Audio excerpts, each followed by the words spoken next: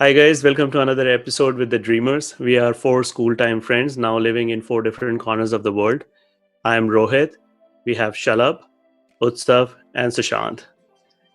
Hey guys, Hello. And today, in this episode, we are going to discuss about the plight of migrant laborers in our country. And you can actually listen to this episode also on various podcast platforms, and the link to them you can find in the description below. So it seems that in our fight with coronavirus, we have created a humanitarian problem for our migrant laborers. And this kind of mass exodus was last seen at the time of partition of our country. So I would invite Sushant to shed some light into it and lead the topic of discussion. You have rightly described the severity of the crisis by comparing it with the partition. In terms of number, our country has never seen such kind of mass exodus. These laborers who are hardworking people who have built our cities, and now they are walking back hundreds and thousands of kilometers just to reach their homes, their home villages. And why they are going back? Because as a country and as a society, we have failed to provide them any kind of security. We have failed to provide them assurance that they will be given basic things. So I think this is the main problem behind this exodus. Sushant हमें एक बात बताओ कि ये exodus हो क्यों रहा है। गवर्नमेंट ने इतने सारे डिक्लेरेशंस किए हैं, इतनी एडवाइजरीज घोषित करी हैं कि जितने भी लेबरर्स हैं हमारी सिटीज में काम कर रहे हैं उनको बहुत तरीके से हेल्प करने के लिए डिक्लेरेशंस किए हैं। लाइक उनको रेशन प्रोवाइड किया जा रहा है, उनका रेंट माफ करने के लिए एडवाइजरी घोषित करी है, फिर भी क्यों एक्सोडस हो रहा है? हम जो ये मास एक्सोडस और लेबर एक्सोडस की बात कर रहे हैं, ये जो उनके पलायन की बात कर रहे हैं कि ये वापस जो है अपने वर्क प्लेस से अपने घरों की तरफ जा रहे हैं, अपने होम विलेजेस की तरफ पलायन कर रहे हैं। तो इसके कई रीजन है। उसमें से एक जो रीजन है वो ये कि जो गवर्नमेंट ने पॉलिसीज तो अच्छी बनाई है, लेकिन क्या उनका ग्राउंड लेवल पे एग्जीक्यूशन हो पा रहा है? क्योंकि अगर हो पा रहा होता तो शायद ये एक्सोडस नहीं होता। लाइक रेंट माफ करने का वो था, तो क्या ऐसा हो रहा है? क्योंकि एक्चुअल रिपोर्ट्स हैं वो ये हैं कि लैंडलॉर्ड्स हैं वो उनसे घर खाली करवा रहे हैं। उसी तरीके से राशन, तो राशन जो होता है उसके लिए भी there are some practical problems. Like जो माइग्रेंट लेबरर हैं उनको जो है राशन कार्ड उनका जो है उनके होम विलेज, उनका जो परमानेंट एड्रेस है उसके ऊपर बना होता है। और यहाँ पे अगर वो सिटीज में आते हैं जॉब करने के लिए तो that is their temporary address and they don't even have a temporary address. तो वहाँ पे उनके राशन कार्ड एप्लीकेबल नहीं है। They can't get what government is providing them. So these are some gaps हैं जो कि फिल नहीं हो पा रहे हैं। एग्जीक्यूशन में ये प्रॉब्लम्स आ रही हैं जिसकी वजह से उनको बेनिफिट नहीं मिल पा रहे, उनको सिक्योरिटी नहीं मिल पा रही है। तो जिन्होंने ये चीज़ें इम्प्लीमेंट की हैं, do you think they did not think it through properly?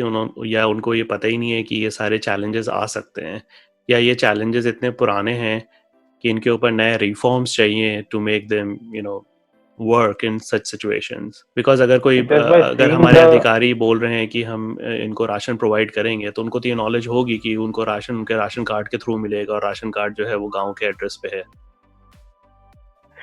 These are practical problems. तो हो सकता है मतलब उन्होंने ये तो कह दिया हो कि हाँ ठीक है उनको राशन हो जाएगा, लेकिन मे बी किसी ने सोचा भी ना हो कि ये प्रैक्टिकल प्रॉब्लम आएगी कि उनके राशन कार्ड अगर वो दूसरी सिटी में तो वो वहां पे कैसे वो करेंगे।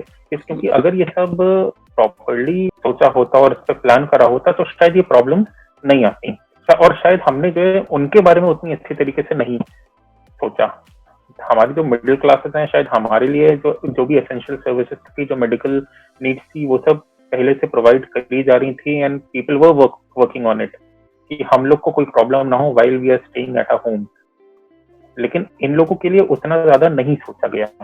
Middle class in India is almost 30% of the total population. अगर आप उसे एब्सोल्यूट नंबर्स में कन्वर्ट करो तो it is bigger than the population of United states. And we are the consumers, we are the taxpayers, जो हम consume कर रहे हैं, अगर हम इनकम टैक्स नहीं भी दे रहे हैं, बहुत से लोअर मिडिल क्लास के लोग, but they are consuming a lot and through their consumption they are giving taxes.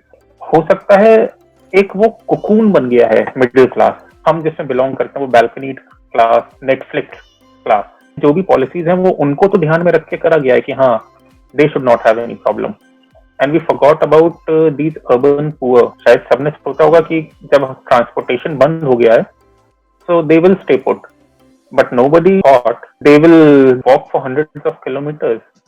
Right, but this is so strange that कि middle class जो population है वो 30% है, although the 30% of India is quite big, but what about the 70%? That includes mostly poor. Rich elites, how much? 1%, 2%, maybe 10%, but still we have around, how much, 60 or 50% of poor people in India, and जब ये plans बनाए गए तो उनके बारे में नहीं सोचे, जो कि शायद एब्सोल्यूट मेजॉरिटी में है।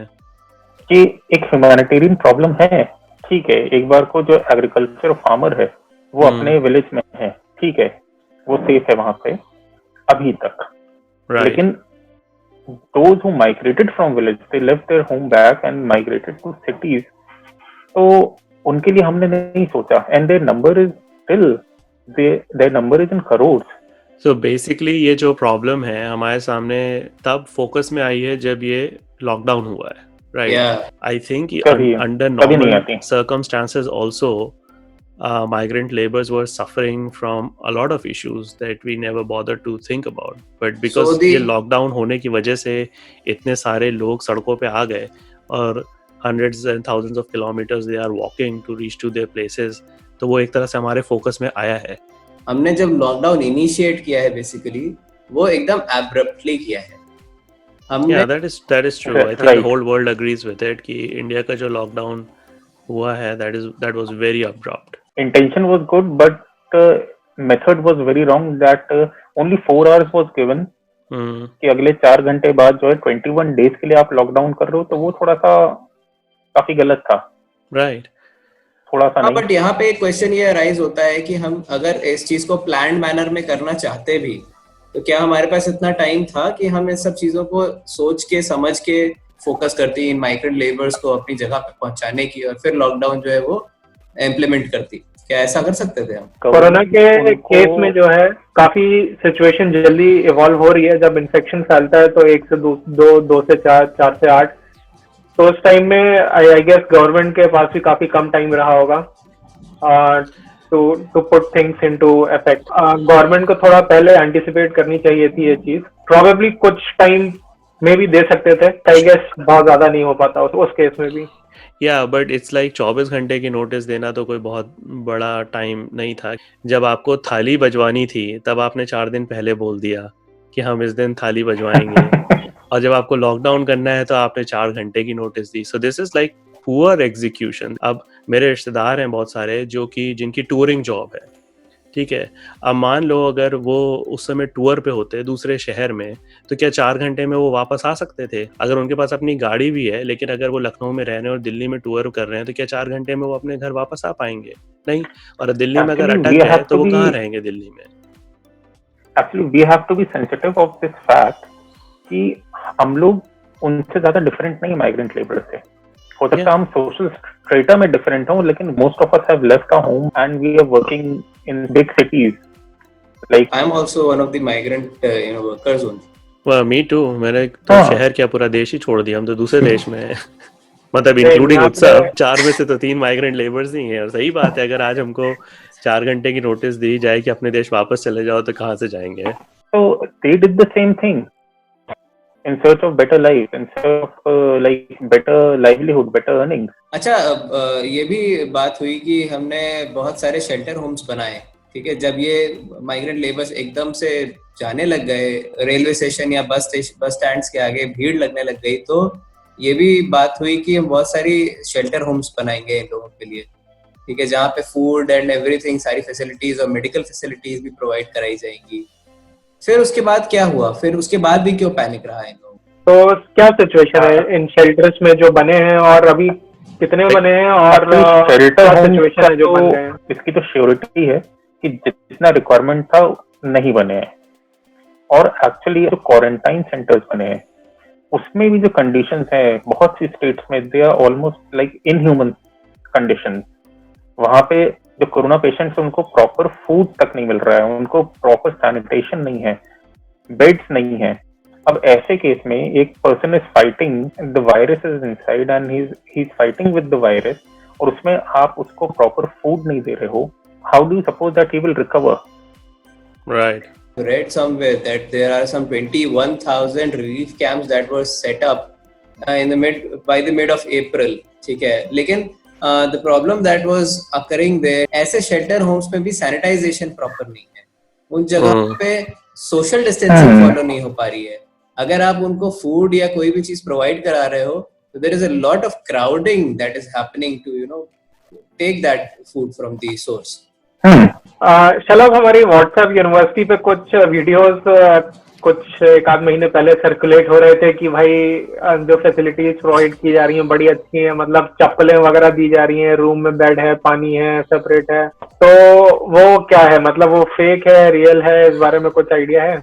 इसमें मुझे ये लगता है कि जब ये वीडियोस सर्कुलेट किए गए थे वो टाइम था स्टार्टिंग ऑफ अप्रैल का, इनफैक्ट मिड ऑफ मार्च रहा होगा, जिस टाइम पे ठीक है बहुत कम कोरोना पेशेंट्स थे और उनके लिए जो फैसिलिटीज थी वो मोस्टली ये बड़ी सिटीज में जहाँ केसेस ज्यादा आ रहे थे उनके आउटस्कर्ट्स में, जहाँ की बहुत सारे ऐसी बिल्डिंग्स बनी हुई है, बहुत सारी इन्वेंट्री है जो कि खाली है। वो स्पेसिफिकली जो इंटरनेशनल ट्रैवल करके आ रहे थे for elite, and at that point of time the weather was also mild. आप आज पे भी उन शेल्टर होम्स में भी जाएंगे तो आपको वहां पे भी फैसिलिटीज उस तरह की नहीं मिलेंगी। मतलब मैंने तो एक ही वीडियो देखा था, so I don't know how many different videos of that kind are there, क्योंकि एक स्टैटिस्टिकल सिग्निफिकेंस भी तो होता है, क्योंकि एक वीडियो तो स्टेज्ड भी किया जा सकता है एक्चुअली कि आपने शेल्टर होम बनाया और किसी एक के हाथ में फोन थमा दिया और बोला कि आप भाई वीडियो खींच के पोस्ट कर दो अपने व्हाट्सएप पे, और फिर उसको वायरल कर दिया गया। तो अगर यही सेम चीज 150 लोगों ने की है, अलग अलग तरह के लोगों ने from different walks of life, then it make sense कि हाँ वो जस्टिफाइबल स्टेटमेंट है। लेकिन अगर एक ही या दो वीडियोस हैं then that can be totally staged, तो उसकी क्रेडिबिलिटी तो मेजर करना it's very difficult. But in general जब बहुत सर्दियां होती हैं तो बहुत जगहों पे रैन बसेरा लगाया जाता है for labours and people who sleep on the street, तो उनकी कंडीशंस भी तो कोई बहुत अच्छी होती नहीं है। It is just a tin shed basically कि आप बाहर ना सो के अंदर सो, but inside it is still same as outside. ये तो क्वेश्चनेबल है और आई थिंक कि इस पे और न्यूज़ कवरेज होना चाहिए कि जो शेल्टर्स होम बनाए गए हैं एक्चुअली में वो शेल्टर होम कैटेगरी के हैं भी, कि उससे अच्छा होता है कि उन लोगों को उनके घर भेज दिया जाता है और वो अपने घर में क्वारंटीन करते हैं। And historically people don't trust, and this is a hardcore fact, इसके लिए हमें कोई एविडेंस की जरूरत नहीं। Historically people don't trust on the facilities that governments prepare, specially when there is a preparation at the mass level. एक दूसरा point इसमें ये आ रहा है कि भाई जो वर्कर्स अभी वापस जा रहे हैं, they are returning to their home state, जब सिचुएशन सब ठीक हो जाएगी तो वापस से जब ये सारे सेक्टर्स शुरू होंगे तो वापस से लेबर्स की रिक्वायरमेंट होगी, तो उस केस में क्या एक्सपेक्ट किया जा रहा है? शॉर्टेज रहेगी इनिशियली या फिर वापस ये लोग माइग्रेट कर जाएंगे इमीडिएटली, मतलब इसमें और क्या है point of view? So, see, as of now, we can't predict what is going to happen. क्या कोरोना का थ्रेट कम हो जाएगा? तो जो बंदा अपने गांव में है जहाँ पे इन्फेक्शंस का नंबर कम है, वो बंदा सिर्फ लाइवलीहुड कमाने के लिए या ज्यादा पैसे कमाने के लिए या अपने लाइफ में प्रोग्रेस करने के लिए इतना बड़ा रिस्क उठाएगा कि वो वापस सिटी में जाए जहाँ पे ज्यादा अपॉर्चुनिटीज हैं, लेकिन वहाँ पे लाइफ का भी उतना ही थ्रेट है क्योंकि यहाँ नंबर्स ज्यादा हैं। तो there can be labour shortage in the coming time. जो आदमी हंड्रेड्स ऑफ किलोमीटर डिसाइड कर रहा है चलने के लिए, पैदल चलने के लिए, वो जो है आई डाउट कि वो जो है इतनी जल्दी रिटर्न करेगा वापस। राइट, वो ऑलरेडी अपना माइंड मेकअप कर चुका है। Our industries will be suffering from labour shortage at least in the short term. यहाँ पे दो टाइप के अब्यूजेस हुए हैं माइग्रेंट लेबर्स के साथ। एक तो physical abuse that they had to walk hundreds of miles, और दूसरा इमोशनल अब्यूज कि कोई भी आदमी इतना बड़ा डिसीजन तभी लेगा when he is really broken hearted. तो society has failed them, their employers have failed them, आपने उनको सैलरी नहीं दी या सैलरी कार्ड दी या कोई एश्योरेंस नहीं दिया कि वो उनको सैलरी मिलती रहेगी and they can stay put, तो वो कितनी जल्दी हील होगा, that is hard to predict. Maybe बहुतों के लिए शायद कभी हील ना हो, दे वुड डिसाइड कि हम गांव में रह के खेती कर लेंगे लेकिन हम शहर नहीं जाएंगे। एक क्वेश्चन इस टाइम पे मेरे दिमाग में ये आ रहा है, इस पूरे एंगल में हेल्थ केयर को हम किस तरह से देखते हैं कि उसके ऊपर क्या इफेक्ट आएगा? हेल्थ केयर में एक बहुत ही इंटरेस्टिंग वो है, जो 100 years बैक जब स्पेनिश फ्लू आया था वो किस तरीके से फैला था। वो फैला था जब फर्स्ट वर्ल्ड वॉर में जो इंडियन सोल्जर्स थे वो जब फ्रंट से वापस आ रहे थे, तो they brought the virus with them. उनकी शिप जो है वो बॉम्बे और मद्रास में लैंड करती थी और वहां से वो ट्रैवल करके अपने होम विलेजेस जाया करते थे, और इसकी वजह से पूरी कंट्री में ये स्पेनिश फ्लू फैला। And at that time India was the worst hit country in terms of number of deaths.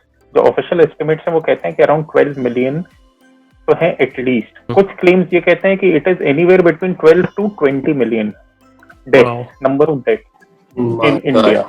जो लेबरर्स हैं आज वो एक हेल्थ हैजर्ड भी पोज कर रहे हैं, अपने विलेजेस वो जा रहे हैं और बहुत से उसमें हैं जो कि इन्फेक्टेड हैं और वो अपने फैमिलीज को, विलेजेस को इन्फेक्ट कर रहे हैं।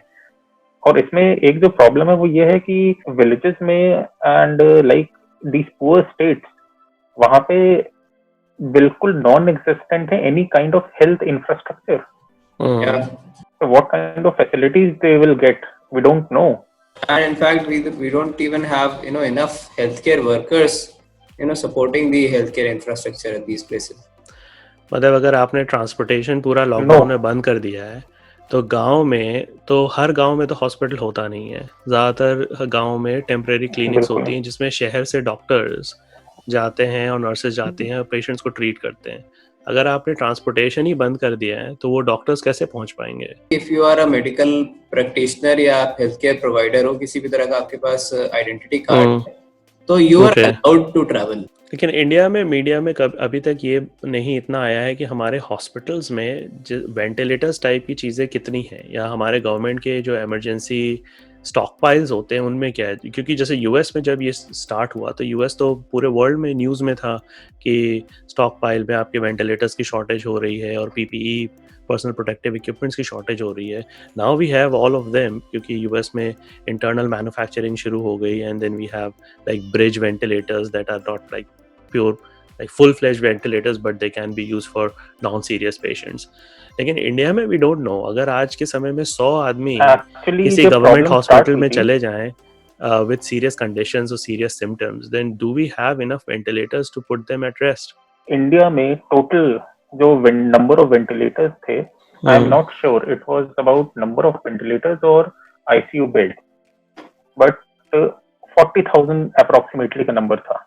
Wow, so in a country of 1.3 billion people, we only have 40,000. Either it was ventilators or ICU bed. ये मतलब decimal number. This is why the lockdown was so important at that point of time. Curve को flatten करना ही पड़ेगा because we are not equipped with the required health care. Decision of lockdown was very good and very well timed. लेकिन आज की date में अगर हम देखें तो ये माइग्रेंट क्राइसिस है, इसने लॉकडाउन को एक तरीके से नलिफाई कर दिया है, उसके इफेक्ट्स को। Yeah, so now this question arises कि अगर ये इंक्रीज हो रहा है और या तो फिर और लॉकडाउन बढ़ाया जाए, और अगर लॉकडाउन नहीं बढ़ता और ये इंक्रीज ऐसे ही होता जाएगा, then what is the state of our healthcare system in our country?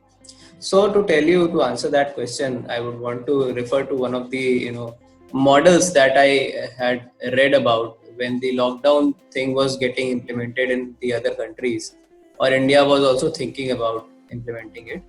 तो क्या होता है कि जब आप लॉकडाउन करते हो तो आप मूवमेंट एकदम कम करते हो, ठीक है। मूवमेंट कम होने की वजह से क्या होता है कि ह्यूमन इंटरेक्शंस कम हो जाते हैं। ह्यूमन इंटरेक्शंस कम हो जाते हैं तो number of infections, the rate of increase of infection जो होता है वो डिक्रीज होने लगता है।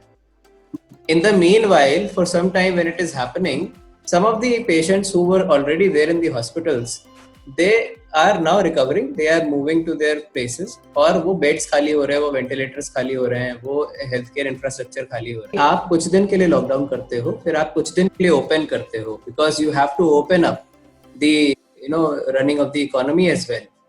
जब आपको लगता है कि आपके नंबर ऑफ पेशेंट्स फिर से ज्यादा हो रहे हैं तो आप फिर से लॉकडाउन मॉडल में जाते हो, फिर से मूवमेंट कम करते हो ताकि आपको थोड़ा सा और टाइम मिलता है पेशेंट्स को रिलीज करने में।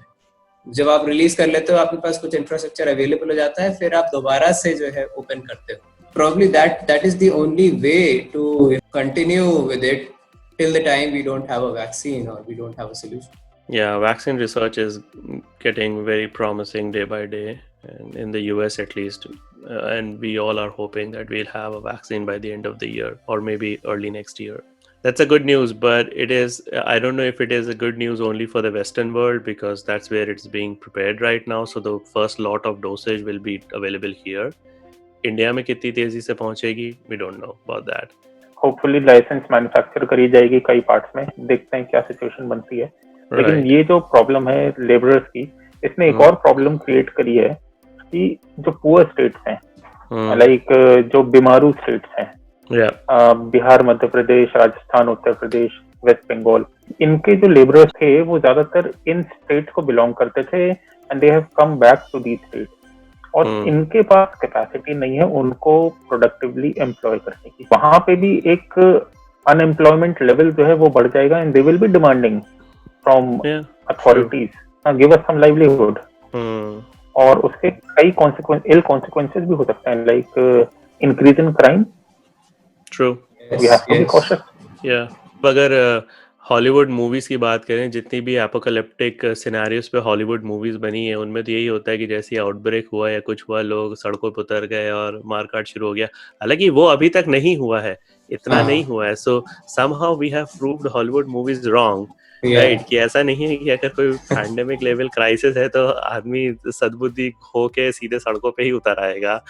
तो वो हो सकता है if it keeps on happening for a long time. So, Sushant, do you think that we should have some kind of a welfare system in India also?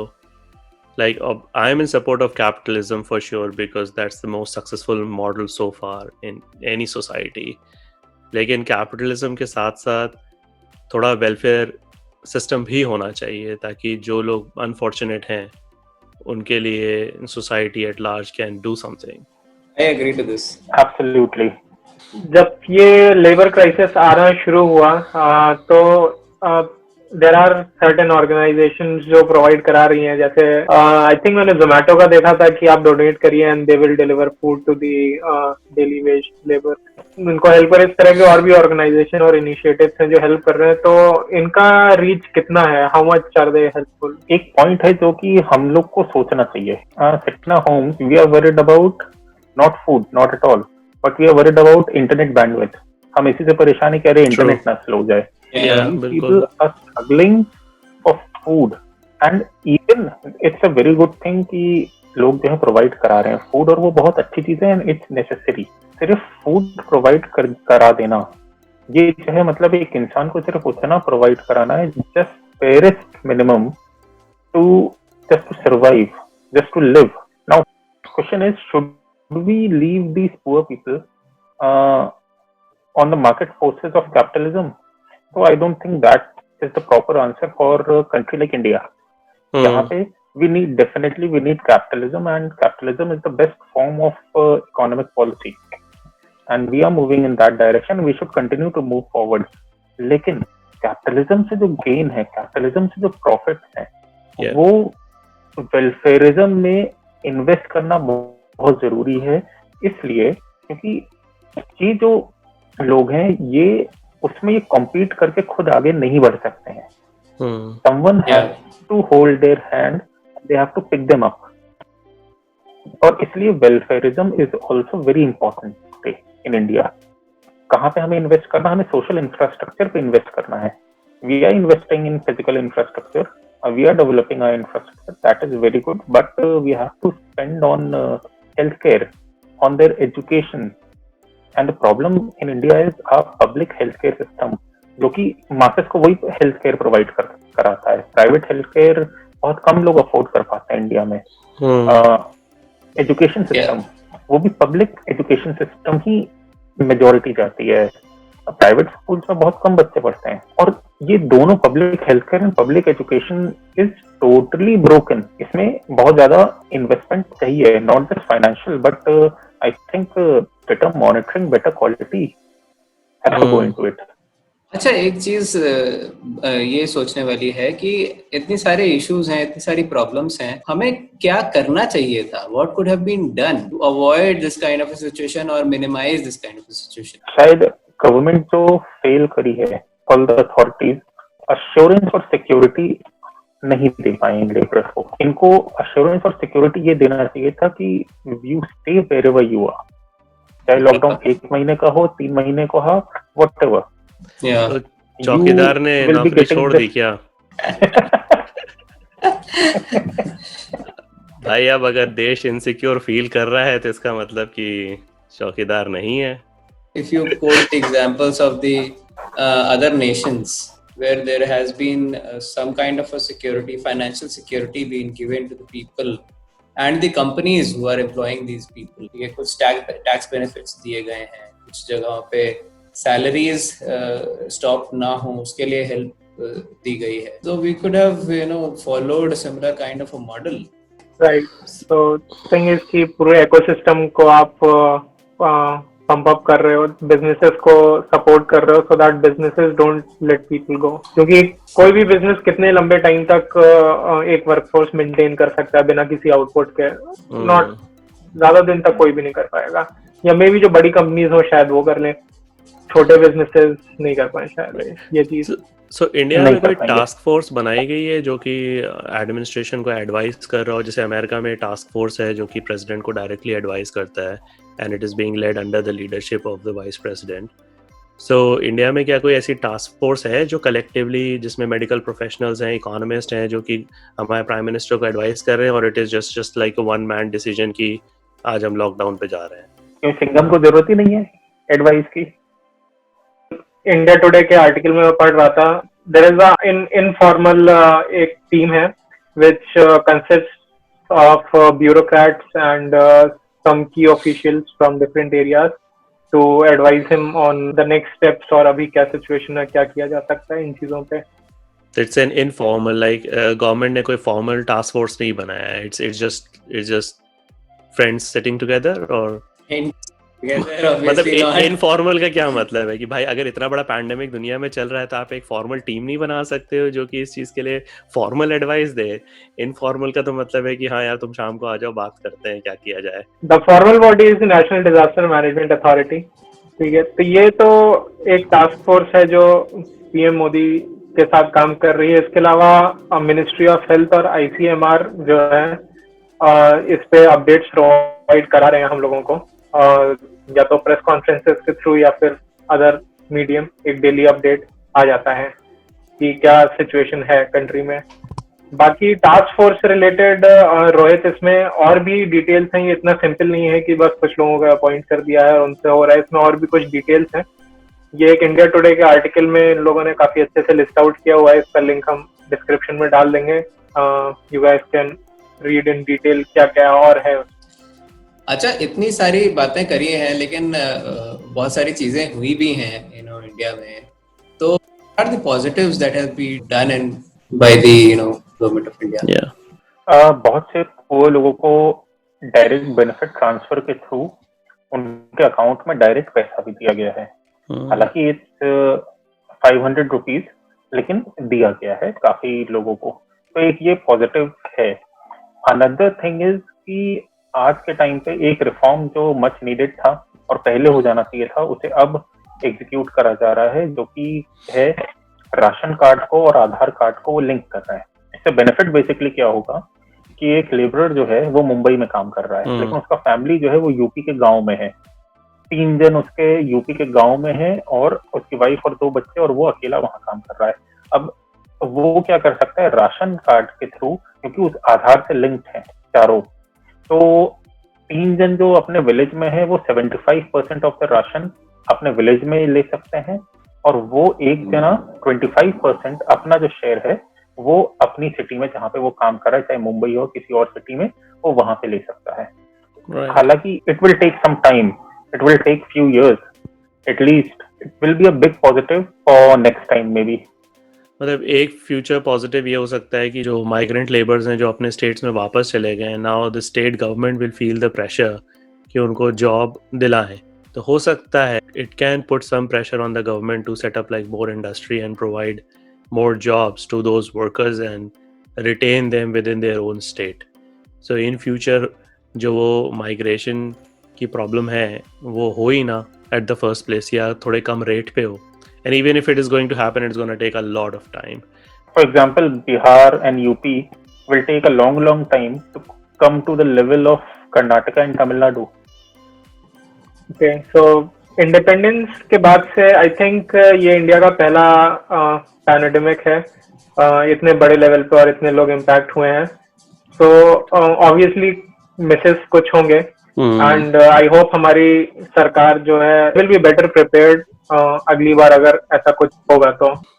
So we have come to the end of this video podcast today, and the aim of the podcast was not to criticize what has happened, but to draw your attention to the lower strata of our fellow Indians and what we should be thinking about them and what we can do for them in the future. So I hope you all have learned something from our discussion, and we will see you in the next video podcast. See you next time. Thank you for watching. Bye. नमस्कार. Thank you. Bye bye.